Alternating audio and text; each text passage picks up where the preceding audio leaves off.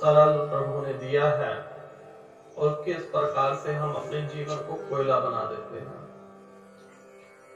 प्रभु ने तो हमें सुगंध ही सुगंध जीवन में दी है, परंतु हम अपने जीवन को कोयला किस प्रकार से बनाते हैं जानते हैं?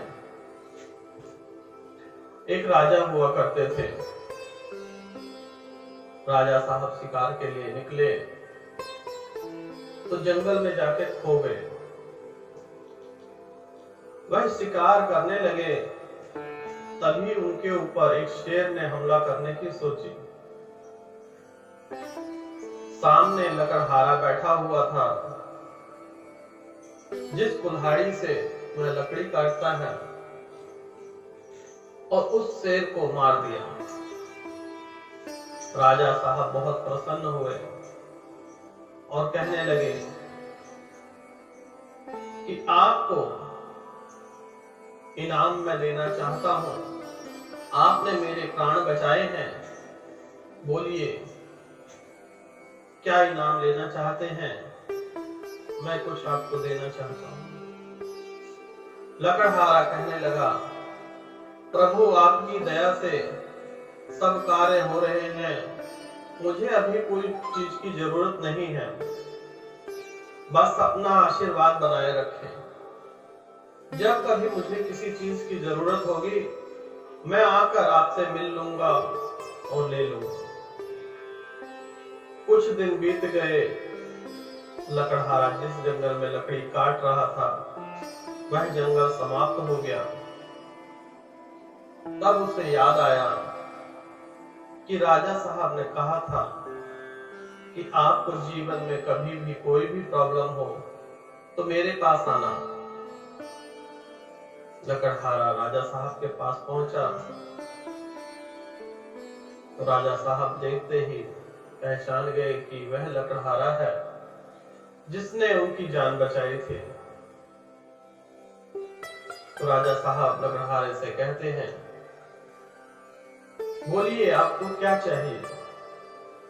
लकड़हारा कहने लगा, प्रभु जिस जंगल में मैं लकड़ियां काटा करता था, वह जंगल समाप्त हो गया है, तो कुछ जंगल आप दे दीजिए जिससे मैं अपना जीवन व्यतीत कर सकूं।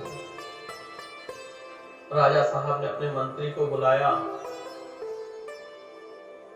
कि आइए, पटवारी को बुलाया कि जो हमारे पास चंदन का वन है वह इस लकड़हारे को दे दिया जाए। लकड़हारे के नाम वह जंगल कर दिया गया। धीरे धीरे वह लकड़ियां काट रहा था, जीवन व्यतीत करता जा रहा था।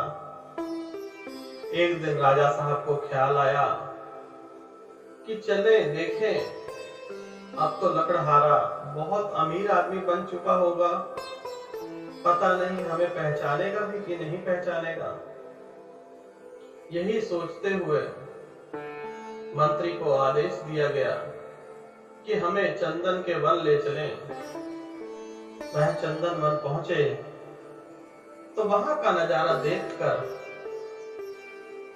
वह बहुत दुखी हुए कि वहां पर खाली जमीन है और चंदन के कोई वृक्ष ही नहीं दिखाई दे रहे। राजा साहब क्रोध में आ गए और अपने मंत्री को अपशब्द कहने लगे कि तुमने मुझे मूर्ख समझ रखा है, ये चंदन का वृक्ष है, कहाँ है चंदन का वृक्ष? आनंद फानंद में पटवारी को बुलाया गया, नक्शा देखा गया, जगह वही थी। अब राजा साहब पैदल पैदल कुछ दूर चलने लगे तो आगे चलकर कुछ उन्हें चंदन के पेड़ दिखाई देते हैं। वन नहीं था, कुछ पेड़ दिखाई देते हैं और राजा साहब वहां रुककर अपने सैनिकों को कहते हैं कि यह कौन सा मनुष्य है जो वृक्ष काट रहा है। पास जाकर देखते हैं तो वही लकड़हारा होता है जिसे उन्होंने अपना वन दिया था। अब राजा साहब पूछते हैं कि इतने सालों में आपने क्या किया? लकड़हारा कहने लगा, प्रभु आपकी दया से बहुत अच्छे से जीवन बीत रहा है। अब थोड़े से वृक्ष बचे हैं, तो इसके पश्चात मैं किसी और गांव चला जाऊंगा। अब राजा साहब उसकी बातों से हैरान हो गए। ना तो उसने महल बनाया और ना कोई नौकर चाकर। पूछा, इस लकड़ियों को क्या करते हो? तो कहने लगा, प्रभु इनको मैं कोयला बनाता हूं और कोयला बना के बाजार में बेच आता हूं। राजा साहब अंदर से थोड़े क्रोधित भी हुए, परंतु उन्होंने कहा कि यह लकड़ी का एक छोटा सा टुकड़ा लो और बाजार जाओ और इसको बेच के आओ, इसका कोयला नहीं बनाना। इस लकड़ी के टुकड़े को बाजार में बेच दो। अब वह लकड़हारा बाजार के लिए निकला। बाजार गया, दुकानदार ने देखा मैले कुचेले कपड़े हैं और यह चंदन की सुगंधित लकड़ी है, इसको भाव तो पता नहीं होगा, इसको इसकी क्या कीमत पता। तो उसने बोला 50 पैसे दूंगा। अब लकड़हारा 50 पैसे? दुकानदार को लगा कि यह भाव जानता है, दिमाग वाला है। उसने कहा 1 रुपया। 1 रुपया? 1 रुपया? उसने कहा ये क्या नहीं आदमी है, चलो 5 रुपए देता हूं।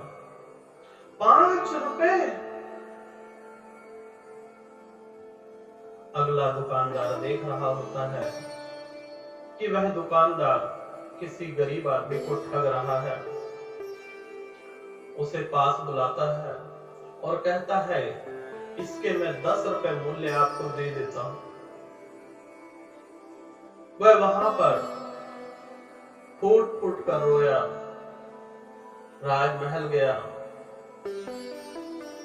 राजा साहब के सामने इतना रोया कि प्रभु आपने मुझे क्या दिया और मैंने संपूर्ण जीवन अपना कोयला बना दिया। इसी प्रकार से मनुष्य को जो है प्रभु ने सुगंध भरा, चंदन भरा जीवन दिया है, परंतु मनुष्य जो है उसको कोयला बना देता है। कोयला किस प्रकार से? अहंकार रूपी जो आग है, जो क्रोध है, इस अग्नि में जलाकर कोयला बना देना, ईर्ष्या रखना, लोगों से भेदभाव करना, कोयला अपना जीवन बना के चंदन स्वरूपी हमें जीवन मिला, परंतु हम अपने जीवन को कोयला बनाते जा रहे हैं। चलो जो हुआ सो हुआ। कुछ चंदन के वृक्ष, कुछ फल अभी भी बचे हैं। जब जागो तभी सवेरा।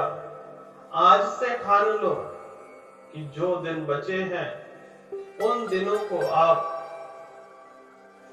चंदन की तरह सुगंध से महका दें और अपने जीवन का अर्थ समझ जाएं।